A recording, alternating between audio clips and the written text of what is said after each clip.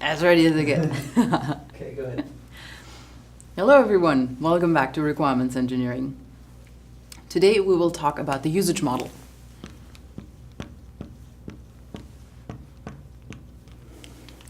The usage model, as you may recall, I have introduced when we talked about artifact models as the one where you describe the interaction between a user and the system.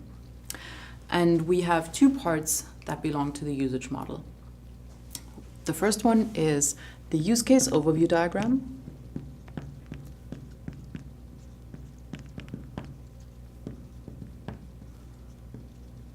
And the second one are the use case scenarios.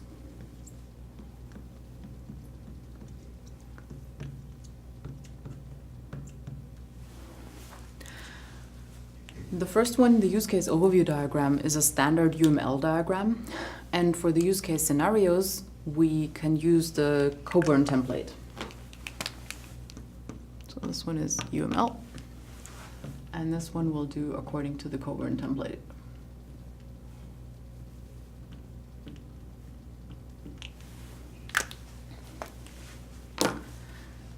The use case overview diagram is also known informally as the bubble diagram.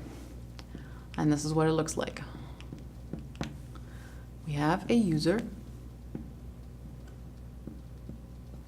And this user is representative for a user group. We have the system boundary.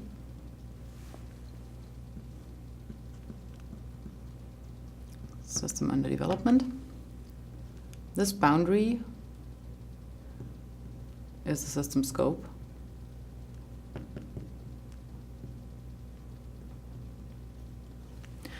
And then in here we have the use cases.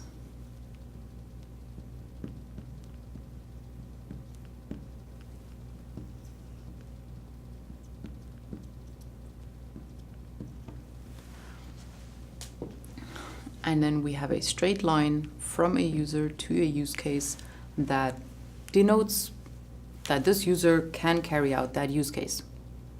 There could also be a different user representing a different user group over here that may be a different user group called admin. And the admin can, for example, add user accounts.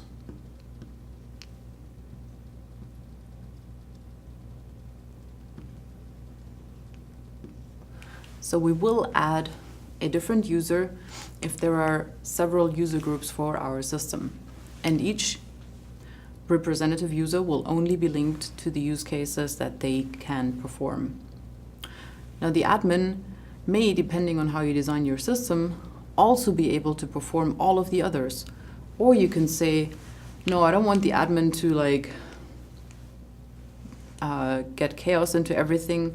I'm going to require them to log in as an admin to carry out their admin activities, and I will require them to log in as a normal user when they want to do the other normal tasks that any other user can perform. So that's a choice of your system design. There are a couple of special cases. There is an includes and an extends. Oops, it shouldn't go in here. Includes other task.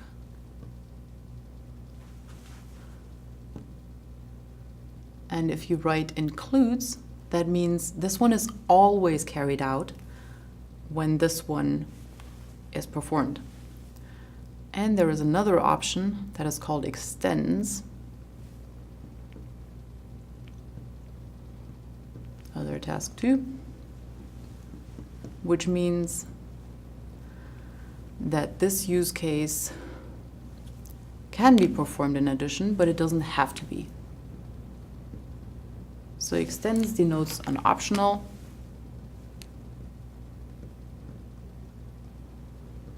to carry out.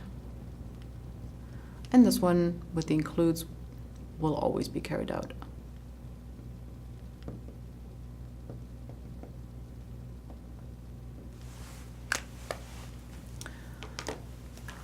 So that's our overview diagram. Now, if we pass that on to our system developers and say, here, start programming the thing, they would say, well, you're not giving me enough. I know the admin should be able to add user accounts, but I have no idea what the interaction with him in the system actually looks like. So therefore, we detail this with the use case scenarios. So we have one use case scenario per use case from the overview diagram.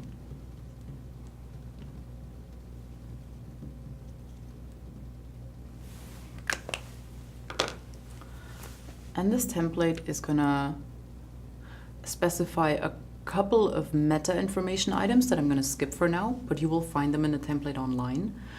But what it describes in detail is the scenario main steps,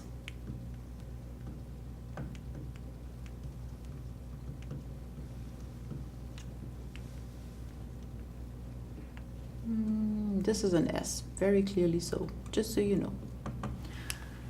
The scenario main steps, and that starts with some kind of trigger. For example, user clicks on something.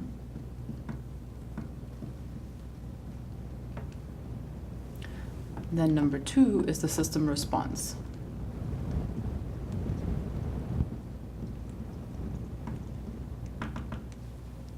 Number 3 is then again user performs the next step. System responds by. So I'm making this here very explicit because what is important is that for every user step, you want to write down the system response.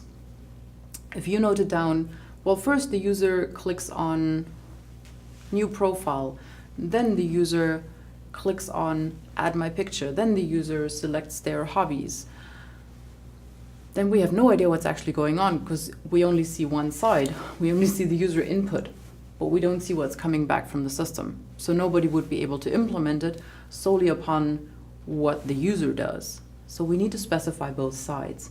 So every single time when you describe a scenario, I want to see user does this, system responds like that. User does this, system responds like that.